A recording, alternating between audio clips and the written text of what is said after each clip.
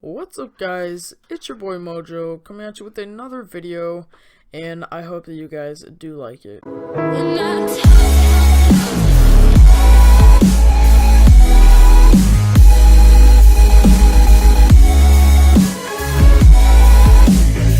Alright, so guys, today we're doing a little tutorial or how-to video or tips and tricks or whatever the hell you want to call it type of video for OBS 0.13.1 for Windows. Alright, I'm pretty sure it's the same for Mac and Linux, but oh well. This is for Windows. Most people have Windows anyway, so not to offend anybody, but yeah, so this will be something to help you out, because this is the newer version, and I am yet to see anything I guess related to studios much, or just let alone 0.13.1 OBS Studios. So yeah, let's get into it. Right here are your scenes, guys. You can add one, you can take one off, you can, like, put it at the top, bring it down, just whatever you want. If you want to cancel it, it can go away, blah blah blah. This is my recording usually for like Elgato, so I don't have my Xbox up or my face cam, so yeah, I don't know why that's doing that. So yeah, this is what I'm using right here.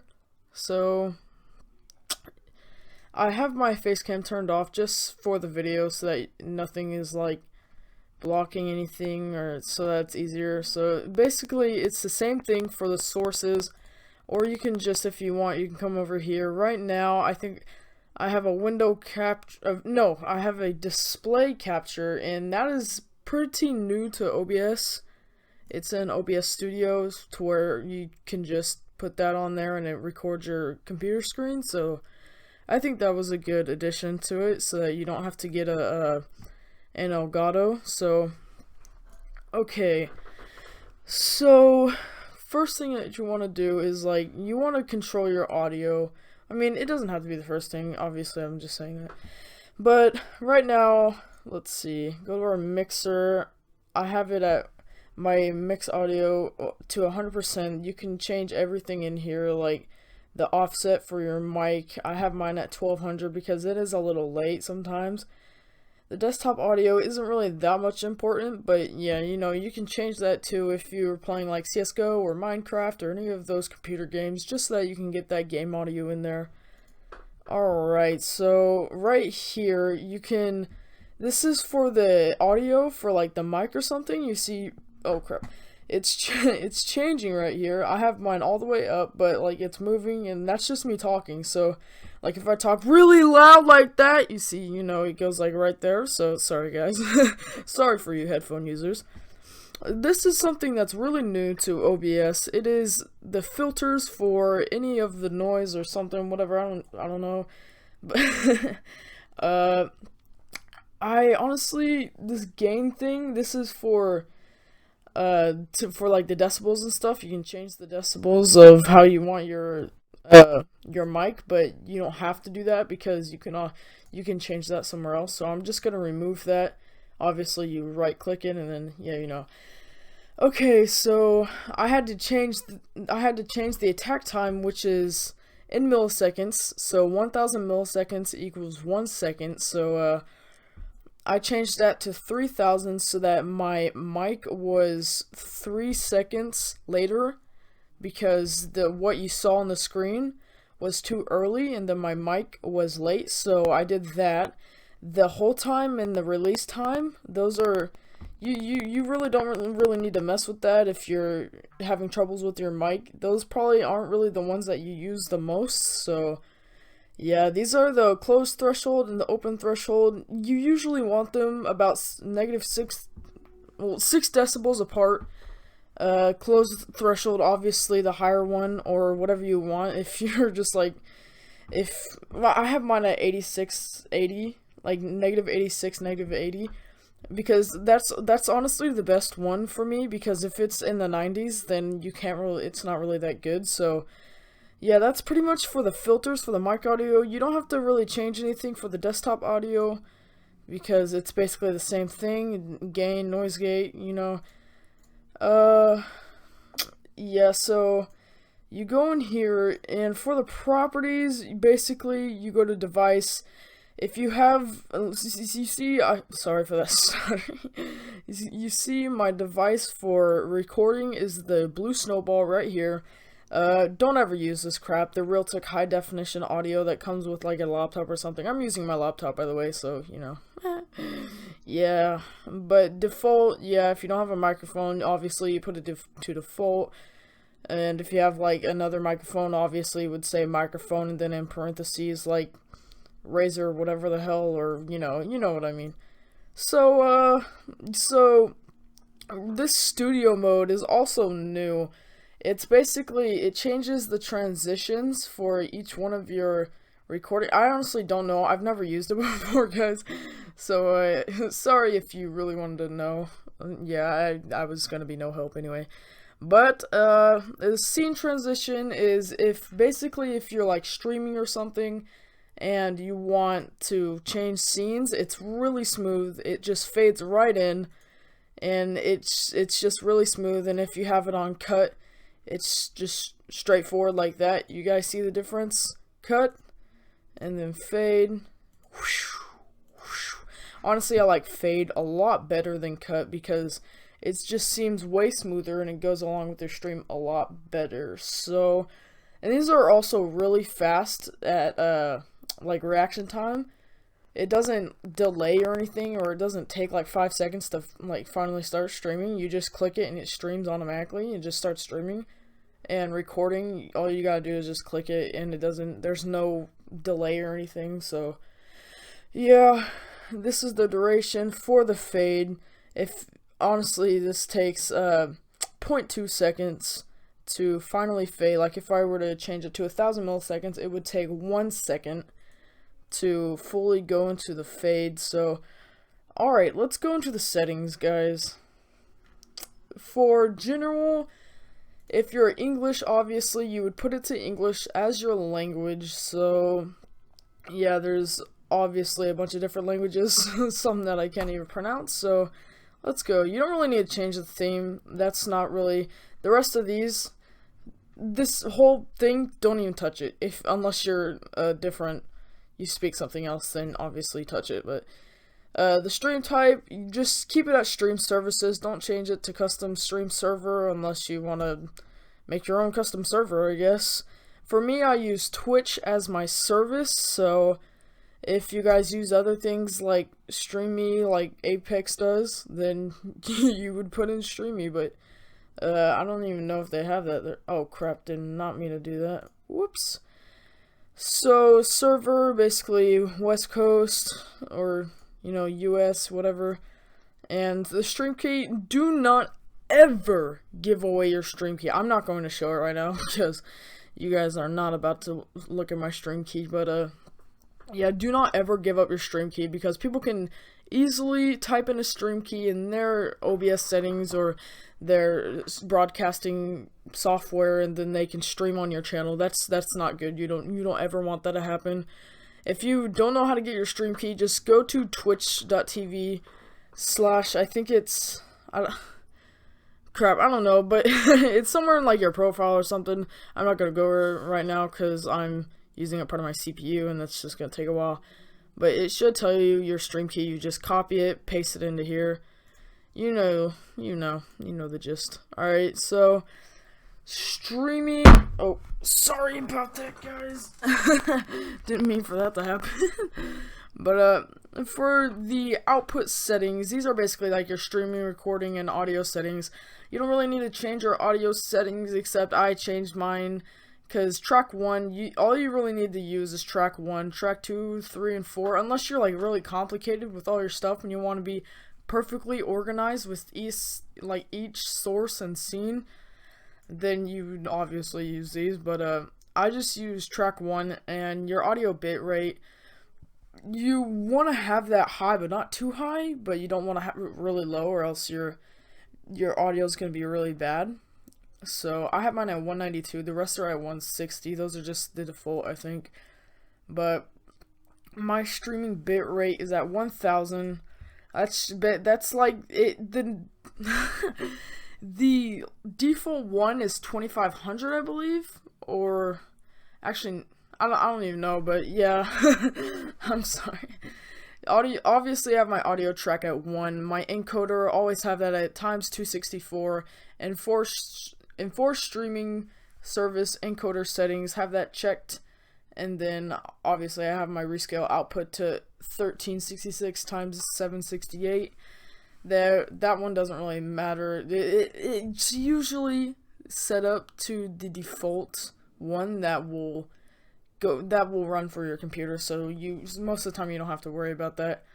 And you want to use custom buffer size, because that's gonna be the best for you, I guess. But I don't even know what I'm saying, but you want to put your buffer size to 0. Don't mess with this thing right here, the keyframe interval.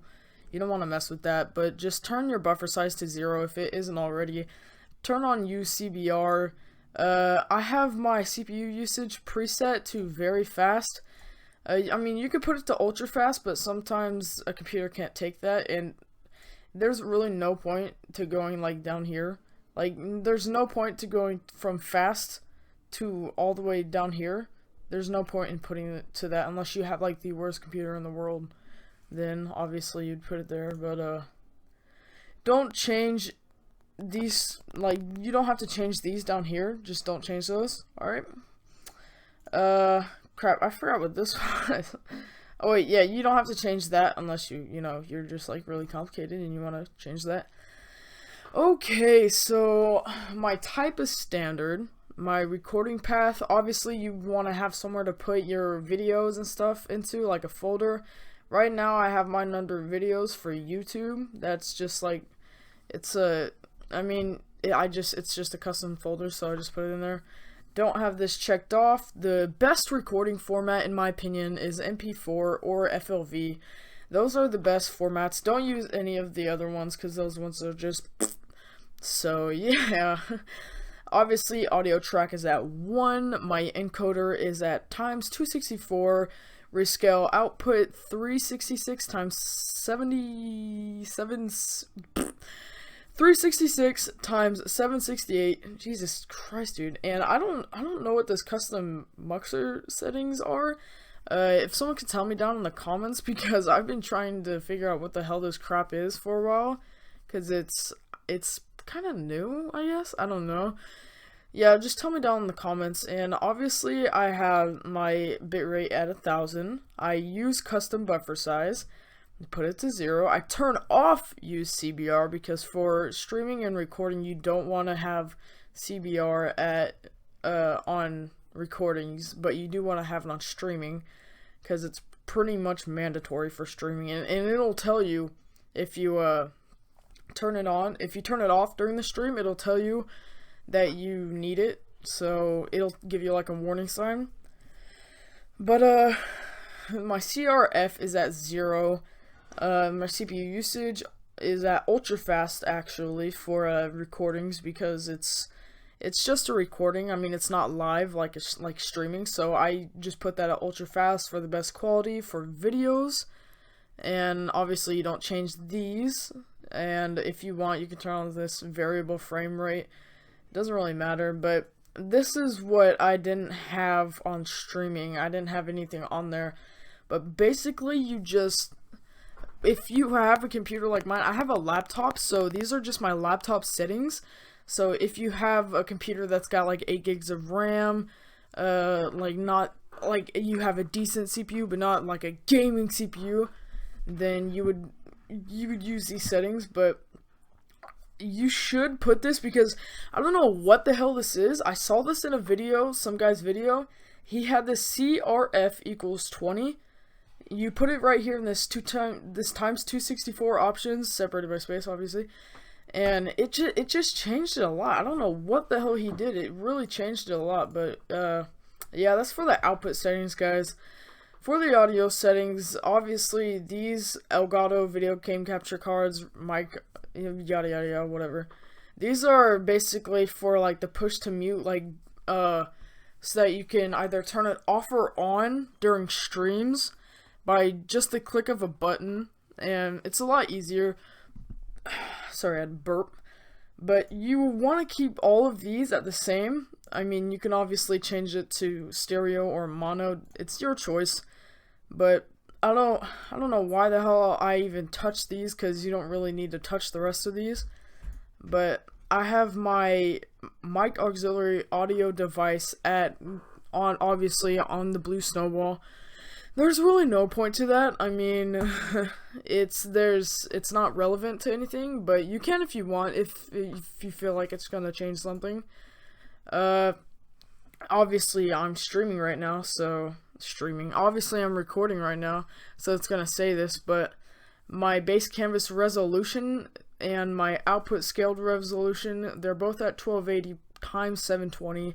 My downscale filter is at bilinear, which is, it's in parentheses fastest but blurry of scaling. That was the best one in the original OBS, but there's other ones in here, but I would just, since I can't click on it, I would just suggest that you use bilinear because that's the best one.